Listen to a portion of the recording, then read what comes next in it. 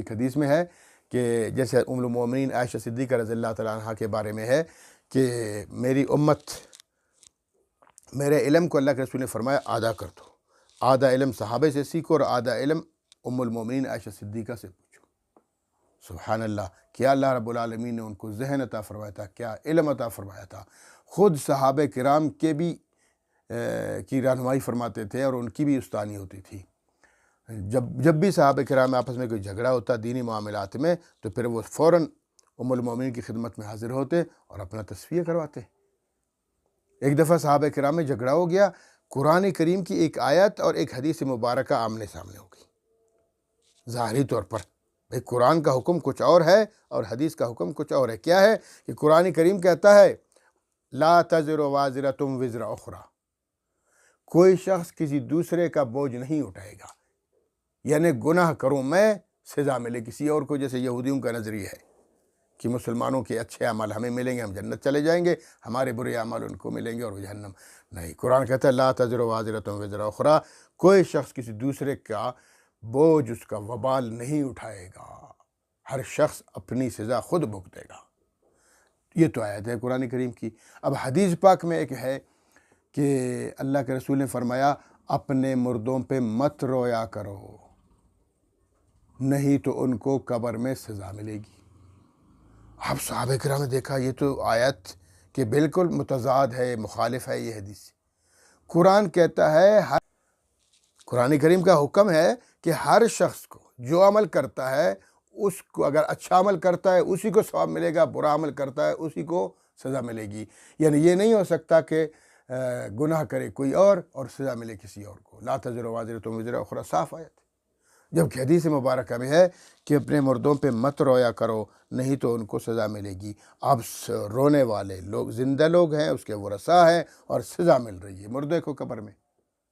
تو یہ آیت حدیث مبارکہ وہ اس آیت کی بالکل مخالفت کر رہی ہے۔ صحابہ کرام میں جھگڑا ہو گیا، اختلاف ہو گیا، کیا مطلب؟ انہوں نے کہا چلتے ام المومنین کے پاس، اللہ نے ان کو علم دیا ہے، وہ ہمارا تصفیہ فرمائیں گی۔ صحابہ کرام گئے، ام المومنین کی خدمت میں حاضر ہوئے۔ ام المومنین ارشاد فرمائیے یہ قرآن کریم کی آیت اور پاک پیغمبر صلی اللہ علیہ وسلم کی حدیث مبارکہ ایک دوسرے کی مخالف ہیں، کیا رائے ہے آپ کی؟ تو انہوں نے کہا سناؤ آیت، تو انہوں نے آیت سنا دی، سناؤ حدیث، یہ حدیث دیکھیں مخالفت۔ تو ام المومنین نے فرمایا کہ دیکھو قرآن بھی ٹھیک ہے، حدیث بھی صحیح ہے، تمہاری سمجھ میں کوئی کمی ہے۔ انہوں نے کہا اچھا تو سمجھا دیجئے۔ ام المومنین فرما دیجئے کیا مطلب؟ فرمایا دیکھو حدیث کا مطلب بھی وہی ہے جو قرآن کی آیت کا ہے، کہ قرآن کہتا ہے، قرآن کی آیت فرما رہی ہے کہ کوئی کسی کا بوجھ نہیں اٹھائے گا، بالکل ٹھیک ہے، یہی مسئلہ ہے شریعت کا، یہی حدیث کا بھی یہی مطلب ہے۔ لیکن یہاں یہ حدیث جو تم سنا رہے ہو، یہ حدیث کی شان نزول تو دیکھو ذرا۔ وہ ایسا ہوا کہ اسلام سے پہلے کچھ لوگوں میں یہ رواج ہوتا تھا کہ وہ جب مرتے تھے تو مرنے سے پہلے وصیت کر جاتے تھے۔ وصیت کیا کرتے تھے کہ دیکھو میں بہت بڑا سردار ہوں، بہت بڑا امیر آدمی ہوں، فلاں امیر جب مر گیا تھا، فلاں سردار جب مر گیا تھا تو اس کے مرنے کے بعد 6 مہینے تک انہوں نے خواتین جمع کی تھے، کرایہ کی خواتین، رونے والی خواتین، تو 6 مہینے تک اس کے گھر سے رونے کی آواز آتی تھی، یعنی غم تازہ ہوتا تھا، اتنا بڑا آدمی تھا، 6 مہینے تک روتے تھے۔